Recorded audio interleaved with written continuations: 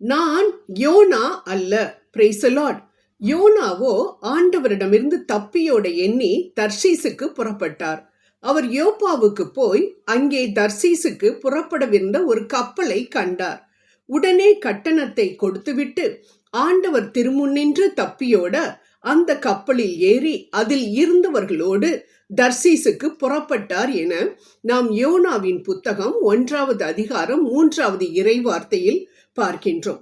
YONO என்றவுடன் நம் அனைவருக்கும் ஞாபகத்தில் வருவது அந்த பெரிய மீன்தான். ஆனால் ஆண்டவர் மீனை குறித்து இங்கு பேசுவதை விட முக்கியமாக நமக்கு ஒரு பாடத்தை புகட்ட ஆசைப்படுகின்றார். அதாவது ஆண்டவரை விட்டு விலகி சென்ற ஒரு மனிதனின் இதயத்தை குறித்தும் அதன் மூலம் அவர் பட்ட கஷ்டங்களை குறித்தும் ஆண்டவர் நமக்கு சொல்ல காத்திருக்கின்றார். அன்பானவர்களே, விலகி ஓடியவர் யார்? பாவங்கள் மிக செய்த ஒரு பாவி அல்ல, மாறாக ஆண்டவரால் தெரிந்து கொள்ளப்பட்ட, ஆண்டவரின் வாயாக செயல்பட்ட, ஆண்டவருடைய வார்த்தைகளை மக்களுக்கு எடுத்து சொல்லி அவர்களை எச்சரிக்க கூடிய ஒரு அருமையான இறைவாக்கினர். இப்படிப்பட்டவர்தான் ஆண்டவருடைய கட்டளைகளுக்கு கீழ்ப்படியாமல் அவர் சொன்ன நகரத்திற்கு செல்லாமல் அதற்கு எதிராக இருந்த ஒரு நகரத்திற்கு, தர்சீசுக்கு புறப்பட்டு சென்றார். இப்படி முரட்டாட்டம் பிடித்து சென்றதினால் அவர் ஆண்டவரிடம் நன்றாக வாங்கி கட்டி கொண்டதையும் நாம் யோனாவின் புத்தகத்தில் பார்க்கிறோம். ஆம் அன்பானவர்களே, ஆண்டவர் யோனாவை நினிவேக்கு போகச் சொல்கிறார். ஏன்? நினிவே அசீரியாவின் தலைநகரம். அசீரியர் தன் மக்கள் இஸ்ரவேலருக்கு எதிரானவர்கள். அங்கு பாவம் நிரம்பி ஆறு போல வழிந்து கொண்டிருக்கின்றது. அதனால் அந்த நகரை கட்டாயம் தண்டித்தே ஆக வேண்டும் என்பதற்காக யோனாவிடம் சொல்லி அங்கு எச்சரிக்க சொல்கின்றார்.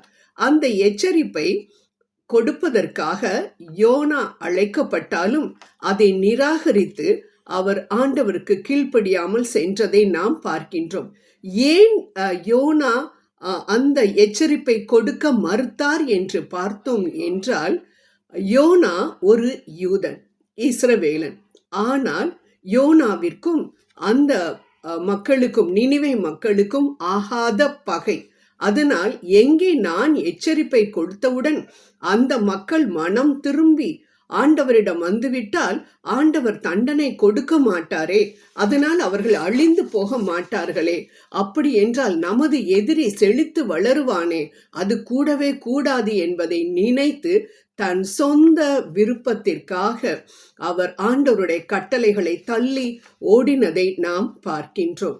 சிலுவையில் தொங்கிய பொழுது கூட பகைவர்களை மன்னித்த ஆண்டவரின் குணமாய் இது எப்படி ஆண்டவருக்கு பிடிக்கும்? அதனால்தான் யோனாவுக்கு ஒரு பாடம் புகட்டுவதற்காக, ஒரு சிற்றையை கொடுப்பதற்காக, தண்டனை அல்ல, ஒரு சிற்றையை, தற்காலிகமான ஒரு துன்பத்தை கொடுத்து அவரை திருத்தியதை நாம் பார்க்கின்றோம்.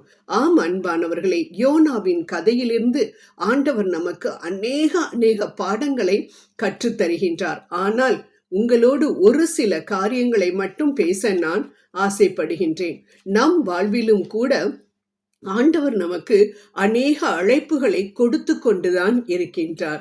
அவரோடு பேசுவதற்கு அழைப்பு, அவரோடு ஜெபத்தில் உரையாடுவதற்கு, அதே போல மற்றவர்களை மன்னிக்க, மற்ற ஆண்டவருடைய வார்த்தைகளை மற்றவர்களுக்கு எடுத்துரைக்க, சாட்சியாக நாம் நிற்க ஆண்டவர் நமக்கு அழைப்புகளை கொடுத்து கொண்டே இருக்கின்றார்.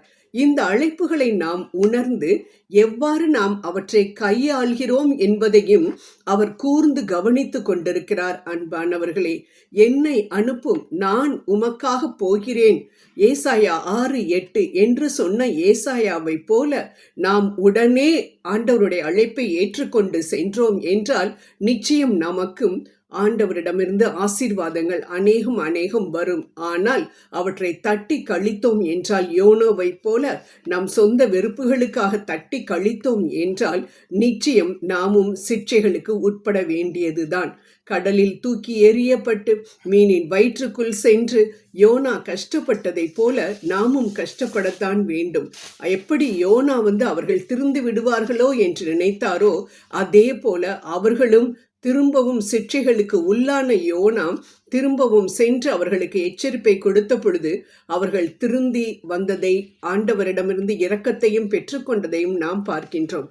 அதே போல்தான் நம் வாழ்விலும் ஆண்டவர் நம்மை துன்பப்படுத்தி கொண்டிருக்கக்கூடிய பகைவரை மன்னிக்க சொல்கிறார் என்று வைத்துக் கொள்ளுவோம். நாம் என்ன செய்கிறோம் என்பதை ஆண்டவர் கூர்ந்து கவனித்துக் கொண்டிருக்கின்றார். உடனே நாம் என்ன சொல்கின்றோம் ஆண்டவரிடம்? ஆண்டவரே, அவங்களை எப்படிப்பா எங்களால மன்னிக்க முடியும்? நாங்க கெட்டு போகணும், அழிஞ்சு போகணும்னு சொல்லிட்டு எங்களுக்கு சாபம் கொடுத்த அவங்கள நாங்க மன்னிக்கவே முடியாது ஆண்டவரே. ரொம்ப ரொம்ப ஒரு கஷ்டமான ஒரு காரியமாக இருக்குது. அவங்க வீட்டுல எல்லாம் நிச்சயம் உங்களுடைய கண்டித்தலை அவங்க பார்க்கணும். நீங்க எங்களுக்காக, நாங்க உங்களுடைய பிள்ளைங்க, எங்களுக்காக நீங்க வழக்காடுறீங்க அப்படின்றத அவங்க உணர்ந்து கொள்ளும்படியாக அவர்களுக்கு ஒரு பாடத்தை புகட்டுங்க ஆண்டவரே. நீங்க நிச்சயம் தண்டிக்கணும், நீங்க கிருபைய கொடுத்துறாதீங்க அவங்களுக்கு என்று சொல்லக்கூடியவர்களாக நாம் காணப்பட்டோம் என்றால் நிச்சயம் யோனாவை போல நாமும் கஷ்டப்பட்டு துன்பப்பட்டு கடைசியில்தான் நாம் ஆண்டவரிடம் வருவோம். அதனால் அதற்கு முன்பாகவே நாம் விழித்தெழுவோம். ஜெபம் செய்வோம். மன்னிப்பதில் வல்லலே எங்கள் அன்பு தெய்வமே, நீர் எந்த காரியத்தை செய்ய சொன்னாலும் அதை உடனே செய்ய தேவையான மனதை நீர் எங்களுக்கு தர வேண்டும் என்று உம்மை மன்றாடுகின்றோம். ஆமென்.